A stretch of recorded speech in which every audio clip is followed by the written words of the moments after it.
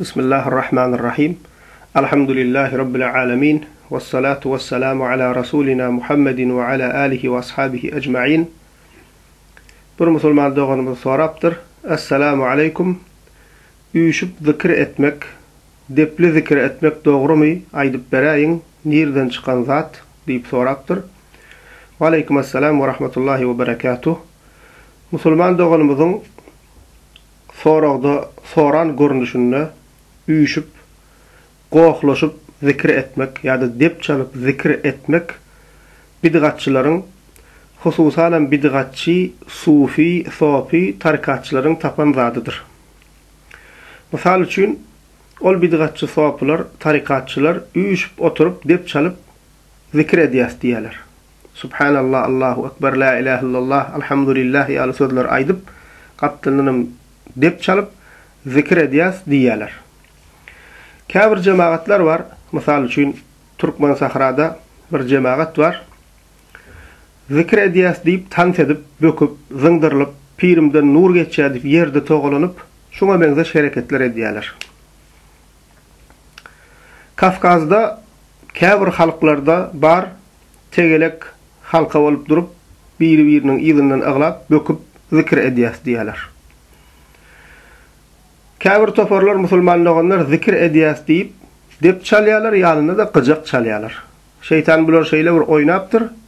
Zikir ediyas deyip subhanallah, elhamdülillah, Allahu Ekber, la ilahe illallah yali sözleri aydıp yanından depem çalya, qoşmaça qıcagam çalyalar. Käbir tarikatlar ve musulman doğanlar zikir ediyas deyip dep çalyalar, yanında endamına çiş sünciye. Nämemiş? Näme zikir ediyas, Allahu Ekber, la ilahe illallah, subhanallah diyas, imanımız coşuya. Şol sebepli näme?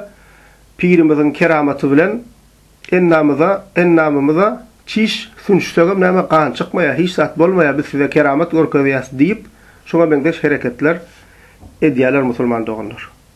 Qaraz musulman doğanlar bu hili zatlar etmek, bid'atçı sufilerin, sofilerin, tarikatçıların tapan zadıdır. Bid'attır, azgınlıktır, şeytanın yoludur.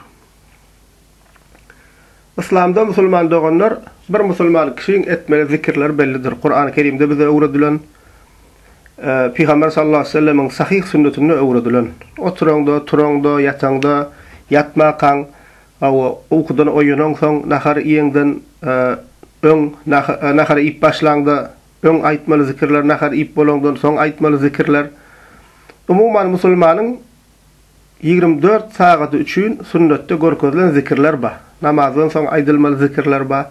Sünnette sahih hadislerde bulan hemmesi bar musulman doğanlar. Bir kişi zikir etmek islese, zikir öwrenmek islese, Peygamber sallallahu aleyhi ve sellem'in sahih hadislerine öwredilen zikirleri öwrenmeli. Şu hili amal etmeli. Ama musulman doğanlar İslam'da depli zikir deyip ya olmasa İslam'da böküp tan soýnap bu hili zikir edilmeye. Ya olmasa İslam'da halka olup durup ıglap, qıygırşıp, qoğlap, titrap, dep çalıp bu hili zikir İslam dininde yok musulman doğanlar. Kur'an'la sünnette bu hili zatlar yok. Ve yine de musulman doğanlar bu dini en gowy bilýän kişiler Peygamber sallallahu aleyhi ve sellem'den İslami göskünü öwrenen kişiler, olaram sahabalar. Allah onlardan razı bolsun. Ondan sonra tabi'inler, yani sahabanı görenler. Ondan sonra etba'at tabi'inler, ilkinci 3 nesil musulmanlar, yani selef-i salihin diyas. Selef-i salihinin, sahabaların, tabi'inlerin ömür beyanını okusak, yaşayışlarını öğrensek, onların durmuşunda musulmanlar bu bid'atçıların ediyen amalları yok. Böküp, zıngdırlaşıp, dep çalıp, bu hili zikirler onların yaşayışında yok. Ondan sonra bu dini gowy bilýänler musulman doğanlar 4 mezhep imamımız. İmam Ebu Hanife, İmam Malik, İmam Şafii, İmam Ahmed, Allah hemmesine rahmet etsin.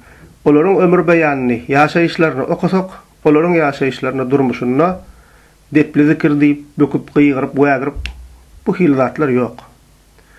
Ondan sonra hadis imamlarımız var. İmam Bukhari ýaly, İmam Muslim ýaly, İmam Tirmizi ýaly, İmam Nesai ýaly. Ve şuna benzeş näme ulu hadis Peygamber sallallahu aleyhi ve sellem'in hadislerini cemlep kitaplaştırıp yazan hadis ulamalarımız var. olaryň hayatlaryny, durmuşlaryny okasak musulman doganlar, olaryň hayatyna, durmuşyna ki sünneti in gowy bilýän kişiler şolar depli zikir diýip böküp goýgyryp bu alakka zikirler ýok musulman doganlar. Hawa bu hili zatlar musulman doganlar öz nefsiniň, hay-hawasynyň ýygyna düşüp ýören, dini ýykyp ýören, dini ýoýup ýören bidgatçy ahun mollalaryň tapan zatlary. Ve bu hil zatlara doğru diýenler, bu hil zatlara ýaýratjak bolýanlar bidgatçylardyr. Dine öz düşüncelerine göre täze zatlar goşýan kişilerdir. Ferasat bolun musulman doganlar allanmaň. Bu bidgatçylaryň käbirleriniň adynyň ahun bolmagy, adynyň pir bolmagy, kellesinde sellesi, sakaly, dony ýa bolmasa bir sürü adamlaryň daşyna üşüp elini okşap ýörmekligi daşyndaky jemaaty size allatmasyn musulman doganlar. Ve Türkmenlerimiziň içinde de şu hili bidgat ýörelgeleri ýaýradyp ýörenler bar. Misal üçin Türkmen sahrada bir jemaat we bidgatçy jemaat pirimden nur geçýär diýip gyýgyrşyp böküp titrap ýerde togulanyp şoňa meňde şereketler edýärler. We şu fırka, şu sekta değişli adamlar, şulara değişli kişileri Türkmenistan'da Türkmenlerimizin arasında, o yine de Türkmen sahrada, Türkmen sahralı Türkmen doğanlarımızın arasında şul bidgatçı toparları değişli adamları ahun, pir, öwliýa diýip reklam edýärler. Hawa sada insanlar ona niýe şeýlemek diýe. Aga bolun musulman doğanlar. Ve yine de Türkiye'de bidgatçı cemaatlaryň elinde okap ýören Türkmenistanly musulman doğanlarymız bar. Şolaryň hem käbirler musulman doğanlar şu hili depli zikirlere gatnaşýarlar. Edil öz ellerine dep alyp çalýarlarmy, çalmaýarlarmy onuň tek gözümüz bilen görmedik. Emma şol depli zikirlere goşulýarlar, gidýärler. O Türkiýede okap ýören, işläp ýören türkmen musulman doğanlarymız var. Elbetde bu zatlara kan dogrusyny egrisinde düşünmeýär. Olar hem çağırýarlar, geliňine zikir we üýşmeleň we aýna plan öwliýalaryň zikir we diýip näme?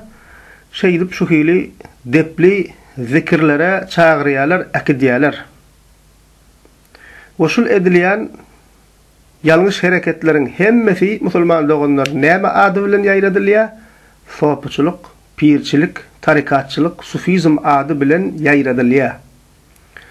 Şonuň üçin musulman doğanlar şu hili zatlary ýaýradýanlardan, şu hili zatlara dogry diýenlerden aýnäme ziýany bar. O sahaba etmedigen bolsa biz edýärse haram däller ýa bir zat da diýip şoňa meňde zatlary dogry diýip görkezýän, dogry diýen, o şu zatlara ýaýradýan kişilerden musulman doğanlar äga bolun, bidgatçylardyr.